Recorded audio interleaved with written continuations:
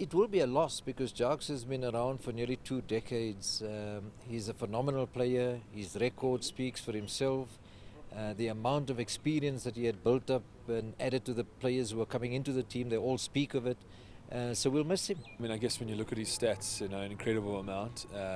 He became a good friend of mine over the years, and certainly someone that I love to play with. When you saw Jacques Kallis in your team, there was a reliability, a stability, and you knew you had a match winner there. So, I certainly will lose that. And you're losing 17, 18 years of immense experience, and I think the incredible thing is that how he's sort of managed to play along so many eras and with so many different people. He probably have a hell of a few good stories to tell. He was exceptional with a bat. He played a phenomenal role as a seam bowler.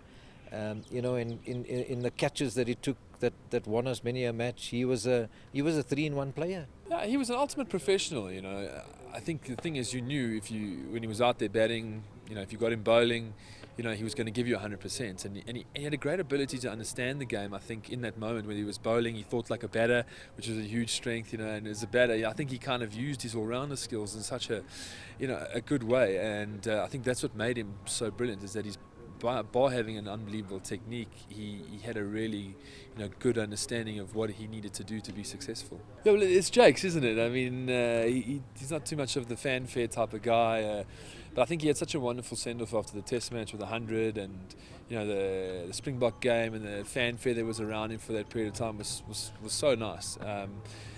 And I think now we're kind of seeing the real Jakes. He's a little bit more sort of removed, a little bit more behind the scenes, doesn't like too much of the flash, and it's kind of like the Jacques Kallis we've all known for many years. I think we must also thank him for the manner in which he has left us. He initially removed himself from the Test setup. We moved on from there.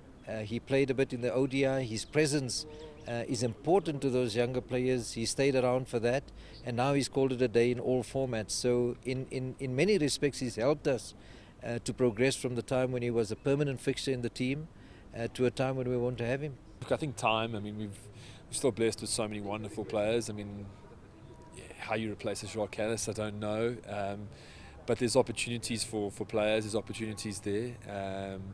And sometimes things take time, but I think not having him there now really does pass a little bit more pressure on to some of the guys who've been around for a long time. But I think there's enough established guys there. There's a really strong ethos and culture within that environment, and you'd like to think, I mean, from my perspective, from retirement, that if you've been a good leader, the environments carry on, they stay strong.